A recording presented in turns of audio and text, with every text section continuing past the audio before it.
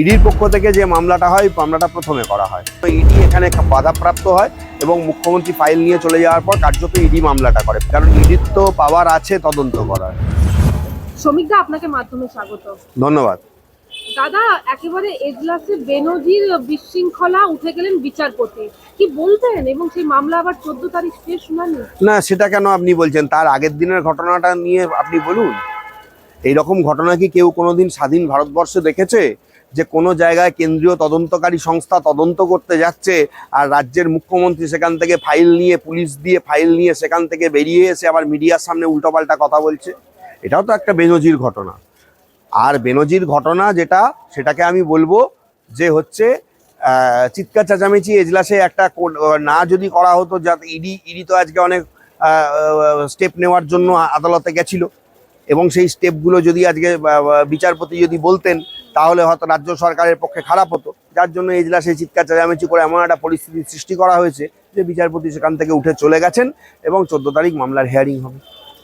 দাদা, এই যে মামলা তো করেছিল তৃণমূলের পক্ষ থেকেও মামলা হয়েছিল, ইডির পক্ষ থেকেও মামলা হয়েছিল, সেক্ষেত্রে এরকম কেন অশান্তি? দেখুন, ইডির পক্ষ থেকে যে মামলাটা হয় মামলাটা প্রথমে করা হয়, কারণ ইডি যে ইনভেস্টিগেশন, সেই ইনভেস্টিগেশনকে প্রিভেন্ট করার জন্যই কিন্তু মুখ্যমন্ত্রী এই ঘটনাটা ঘটিয়েছিলেন, যার জন্য ইডি এখানে বাধাপ্রাপ্ত হয় এবং মুখ্যমন্ত্রী ফাইল নিয়ে চলে যাওয়ার পর কার্যত ইডি মামলাটা করে। পাল্টা মামলা যেটা তৃণমূল করে, যে এটা তাদের রাইট আছে, নৈতিক অধিকার রয়েছে এবং তাদেরকে ইডি এইভাবে এসে অপমান করতে পারে না। ঠিক আছে, এই আমি শুধু বলবো ইডিকে চাপে রাখার জন্য বা একটা কোনো অ্যাডভান্টেজ অর্ডার নেওয়ার জন্যই তৃণমূল মামলাটা করেছিল। আদারওয়াইজ আমি তৃণমূলের মামলা করার কোনো ভিত্তি আমি দেখতে পাচ্ছি না। তার কারণ হচ্ছে যে ইডি এখানে ইনভেস্টিগেশন করতে গেছিল, সেখানে তৃণমূল একটা দল, ঠিক আছে, তারা মামলা কোন এখতিয়ার থেকে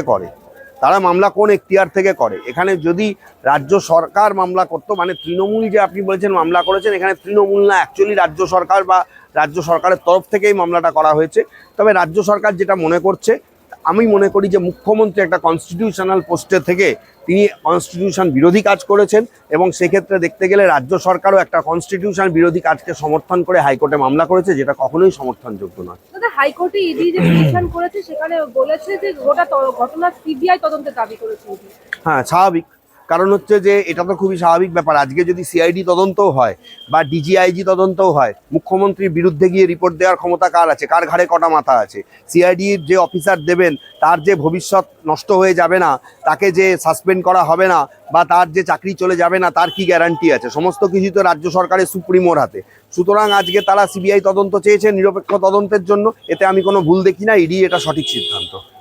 সেই সঙ্গে যে নথিগুলো নিয়েছিলেন, সেই নথিগুলো আবার ইডির হাতে তুলে দেওয়ার কথা বলা হয়েছে। হ্যাঁ, এইটা বলা হয়েছে, কিন্তু আদৌ সেই নথি, কি নথি নিয়ে গেছে সেটা কি রাজ্য সরকার বা মুখ্যমন্ত্রী প্রকাশ করবেন? বা ইডি কি বলতে পারবে কি নথি নিয়ে গেছে? যদি তুলেও দেওয়া হয়, সেখানে যে কোনো ফেক কাগজ ধরিয়ে দেওয়া হবে না, বা সেই ফাইলের মধ্যে যে অন্য কোনো কাগজ রেখে দেওয়া হবে না, বা অন্য নথি ধরিয়ে দেওয়া হবে না, এটা কে বলতে পারে? সুতরাং এটা বলা যেতেই পারে। আপনার প্রশ্নের উত্তরে আমি এটাই বলবো যে কার্যত এক্ষেত্রে ইডিরও কিছু করণীয় নেই সিবিআই তদন্ত চাওয়া ছাড়া। কিন্তু এটাও সঠিক যে কি নথি নিয়ে গেছেন, যেটা বেরোলে এই রাজ্য সরকারের আরও বিড়ম্বনা হতো, রাজ্য সরকারের আরও অসুবিধা হতো। সেই অসুবিধা থেকে বাঁচার জন্য বা মুখ্যমন্ত্রী একটা বুঝতে পেরেছেন যে আরও কিছু বেরিয়ে পড়বে বেফাস তথ্য, হ্যাঁ, সেইটা থেকে বাঁচার জন্যই আজকে মানে হচ্ছে ইডি এই ঘটনাটা ঘটিয়েছে, মানে তিনি এই ঘটনাটা ঘটিয়েছেন, এবং ঘটনার পর আবার তিনি বলছেন জনগণের সাথে তিনি কথা বলবেন, মিডিয়ার সামনে তিনি বাইট দিয়েছেন এবং তিনি বলেছেন তাদের কিভাবে হয়, বা মামলাও করেছেন পাল্টা। এগুলো একটু লোক দেখানো ব্যাপার বলেই আমার মনে হয়েছে। দাদা, ইডিকে যেভাবে কাজে বাধা দেওয়া হয়েছে তা অসাংবিধানিক এবং অবৈধ বলে ঘোষণা করা হোক, এটা পিটিশনে বলেছে। আইনগতভাবে তো সঠিক কথাই বলছে ইডি, অবশ্যই অসাংবিধানিক, কারণ ইডির তো পাওয়ার আছে তদন্ত করার। সেক্ষেত্রে একজন মুখ্যমন্ত্রী, তিনিও একজন সাংবিধানিক পোস্ট হোল্ড করছেন, তিনি মুখ্যমন্ত্রী, পাওয়ারে তিনি মুখ্যমন্ত্রী, তিনি কিভাবে এটা করতে পারেন? সুতরাং তিনি অনৈতিক এবং রাজ্যের কনস্টিটিউশন বিরোধী কাজ করেছেন। তাকে সাপোর্ট একমাত্র তার রাজ্য সরকার করছে, কিন্তু আমি মনে করি না আইনে তার কোনো সাপোর্ট আছে।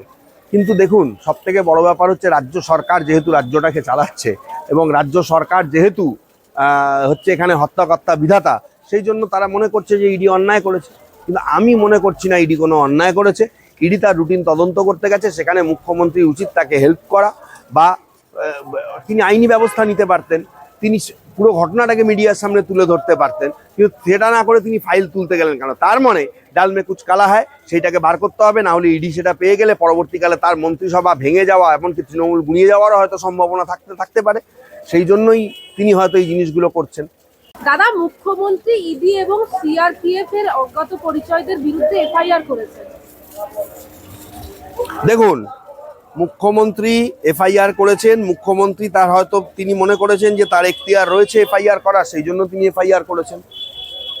কিন্তু আপনাকে তো একটা কথা মনে রাখতে হবে যে মুখ্যমন্ত্রী আজকে যেটা বলছেন, বা আজকে যেটা মুখ্যমন্ত্রী করে দেখাতে চাইছেন, আদৌ সেটার কতটা গুরুত্ব রয়েছে, আদৌ সেটা চুক্তিযুক্ত কিনা।